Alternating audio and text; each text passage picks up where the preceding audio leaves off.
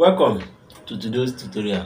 Today we shall be discussing employment and gender discrimination studies, and we shall focus on the concept of gender discrimination, barriers to gender discrimination in workplace, and policy solutions to gender discrimination. First of all, we look at the whole concept of the issue of gender discrimination. Gender discrimination is a form of unfair treatment to somebody based on his gender. An unfair treatment given to somebody based on his or her gender. Now, if you look at the study of gender discrimination, you find out that it is mainly the women that suffer more in gender discrimination than men. Although people have started advocating for gender discrimination against men, even I myself, I am doing some research work on that area now, because most of the research and most of the laws they have been making over the years is to alleviate or to salvage women from being molested in one way or the other, without considering the men who are also suffering gender discrimination. But let's just concentrate more on this gender discrimination, basically on the aspect of women. So, and because of this issue of gender discrimination, most organizations, most civil society groups have started struggling or fighting for gender equality.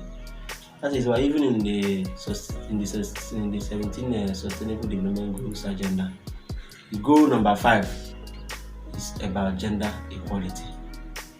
And gender equality is trying to give opportunity, an equal opportunity to everyone, both men and women.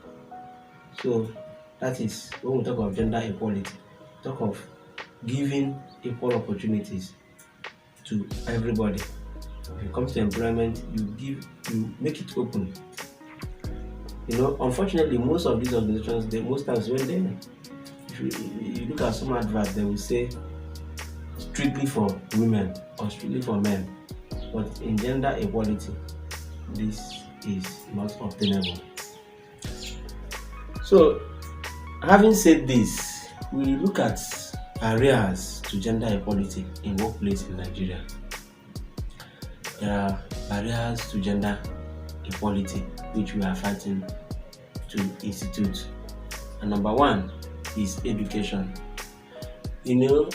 Because women are not given equal opportunities with men in terms of education, you'll find out that we have more men qualified to have a job than women. For instance, in some places, you'll find out that they concentrate more on training a man than a woman. Most families, they will say, let us face the men and train the men first than the woman. So this is a barrier to gender equality. It is a very serious barrier to gender equality. Another one is ideological factor. The ideology that people have about women is also another thing that affects women in workplace. That general ideology that a woman cannot handle some certain position, that this type of position should be kept for men, that has deprived so many women from occupying some form of positions in the organization, and it is one barrier to gender equality. Another one is institutional mindset. the mindset. This one is somehow related to ideological factor. The mindset that there are certain things that women are meant for, to be in the bedroom, or probably to be in the kitchen. That mindset makes people to believe that because you people are more,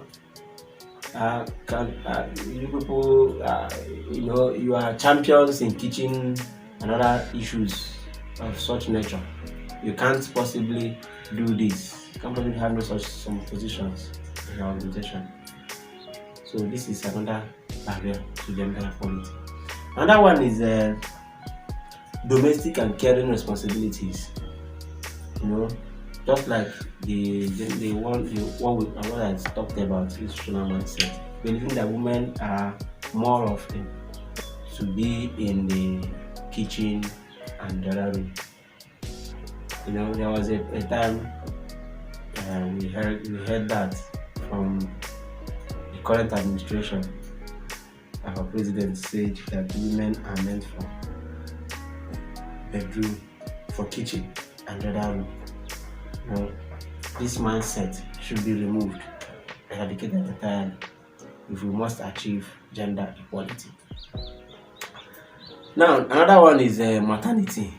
It is most organizations refuse to give women job simply because they believe that women are known for childbearing, and whenever they give birth to a child, they are bound to have maternity leave, and this will disturb the work or the job role of that woman. Another one is religious belief. Most organizations, due to people's belief, like for instance, the Muslims, they have a kind of dressing like this hijab they wear. So if you are given some rules, or you are kept in a position where you're supposed to be wearing corporate, you're supposed to be dressing corporately, and you're wearing hijab, it will disturb your job role, and for that reason, some women are not given opportunity to hold such positions. So having said this, there are some policies we need to look into. There are some policies that we need to make so that this issue of gender discrimination will be eradicated. Number one, we have prioritizing work-life balance. The issue of work-life balance, you need to make it a priority, whereby you make the work life of your employee to balance with the family life. Try to give it equal opportunity, whereby you can, if you are working, you also have your time, your leisure time, and all that. Another one is the use of skills-based assessment. We need to use skills in recruitment and not based on your gender or whatever. You try to recruit based on the skills the person has to offer for the organization. So that is it. And another one is considering leadership roles for both men and women. You need to consider both men and women in leadership roles, because this general belief that what a man can do, a woman can do even better. It should come into place. You need to put it in your organization. Then another one is altering hiring practices so that you increase diversity. So you don't need to stereotype your hiring practices. Maybe let us look at people from this geographical zone. We need to pick people from different places in order to diversify. You have to have different opinions. So that is another policy that should be put in place so that everyone will have equal opportunity to be in the organization. Then another one which is very wonderful is have women mentor men. It used to be men mentoring women, but if you make it the other way around, where women are now mentors to men, it will help to an extent. It will help. Then another one is having women participate in politics. Women should be given opportunities to participate. I like what President Jonathan did during his time. He gave 35% to women during his term. 35% opportunity for women to be part of his administration, and I think he passed it as into law then. And today we have women in his regime. He had this who was the head of the economic team and also the minister of finance. She actually did wonderful work during that time, and he had so many women around him that worked under his regime. So this is what we are advocating for. This is what we are fighting for. So with this, I believe we have looked at the issues of gender discrimination, the barriers, and the policy solutions. As time goes on, we will still talk more on the national and international laws made to guide this gender discrimination issue. So with this, I want to thank you all for listening to our discussion today, and I also want you to always subscribe to my YouTube channel. Always visit my YouTube channel. From time to time, we'll be posting videos and lectures to enlighten you. And without you, I cannot exist. So I ask for your support so that we will keep on keeping this our channel to move to a greater height.